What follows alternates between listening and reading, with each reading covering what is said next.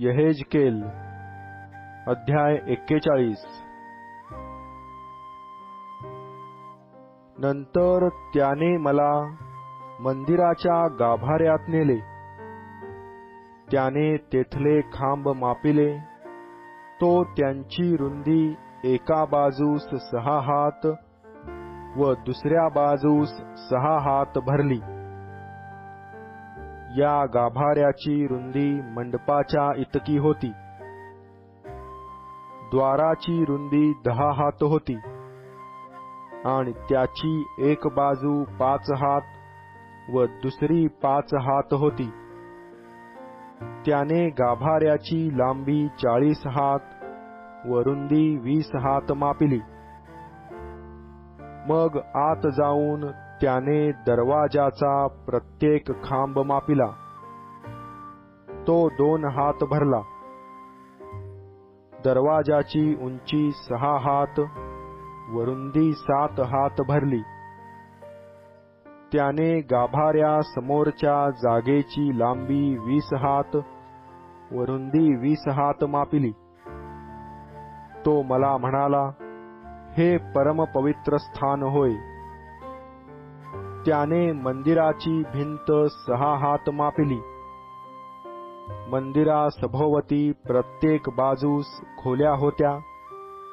त्या प्रत्येकीची रुंदी 4 हात भरली.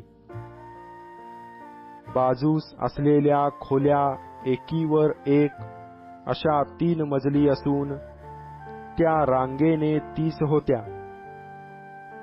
मंदिराच्या आसपास असलेल्या खोल्यांसाठी जी भिंत होती तिला त्या लागलेल्या होत्या. तरी मंदिराच्या भिंतीला त्या लागलेल्या नव्हत्या. बाजूच्या कोठड्या इमारतीच्या सभोवार वर वर गेल्या तसतशा त्या रुंद होत गेल्या आणि सभोवतालचा भाग वर वर गेला तसतसा तो रुंद होत गेला.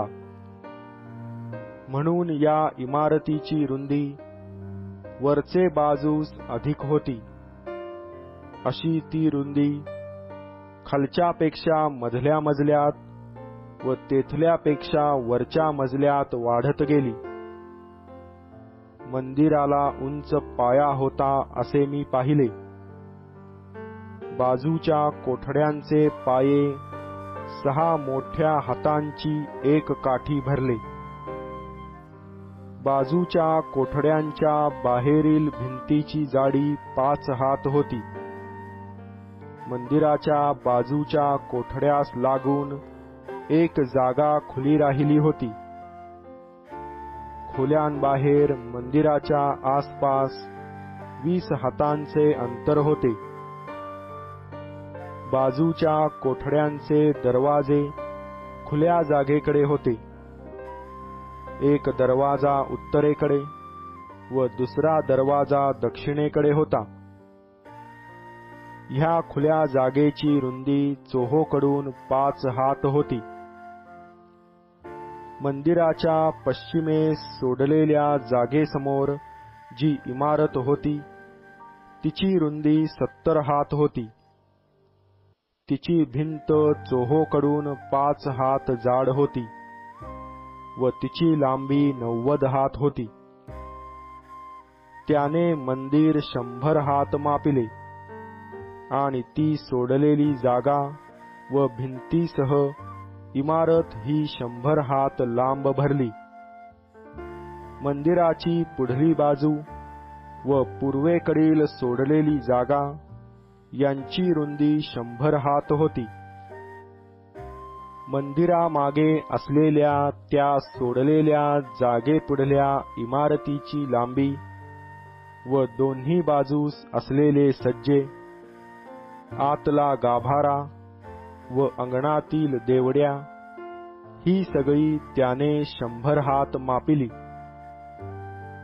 3ही मजल्यावर असलेले द्वारांचे उंबरठे, झरोके आणि उंबरठ्या भोवतालचे सज्जे यास तख्तपोशी होती.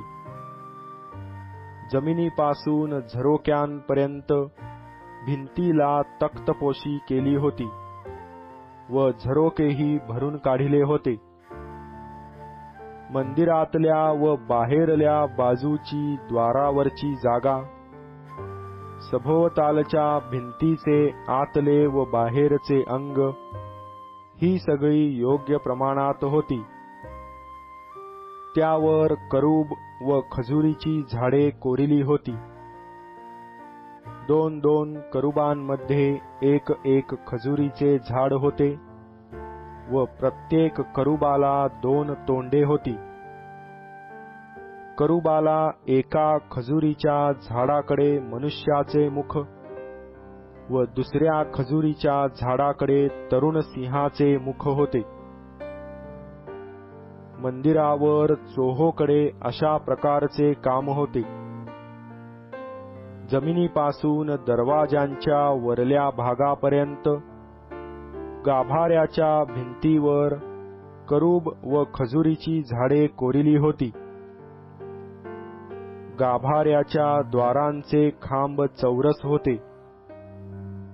परमपवित्र स्थानाच्या पुढल्या बाजूचे स्वरूप गाभाऱ्याच्या सारखेच होते. वेदी लाकडाची असून 3 हात उंच व 2 हात लांब होती. तिचे कोपरे, तिची बैठक व तिच्या भिंती लाकडाच्या होत्या. त्याने मला म्हटले, परमेश्वरापुढे असणारे हे मेज आहे. गाभाऱ्यास व परमपवित्र स्थानास 2 कवाडे होती. एका कवाडास 2 व दुसऱ्यास 2 अशा उघडझाक करिता येणाऱ्या 2-2 झडपा होत्या. भिंतीवरल्याप्रमाणे त्यावर म्हणजे गाभाऱ्याच्या कवाडांवर करूब व खजुरीची झाडे कोरिली होती आणि बाहेरील देवडीच्या बाहेरच्या बाजूस मोठ्या मोठ्या तुळया होत्या. देवडीच्या दोन्ही बाजूस झरोके असून त्यावर खजुरीची झाडेही कोरली होती. मंदिराच्या बाजूच्या खोल्या व मोठमोठ्या तुळया अशा तऱ्हेच्या होत्या.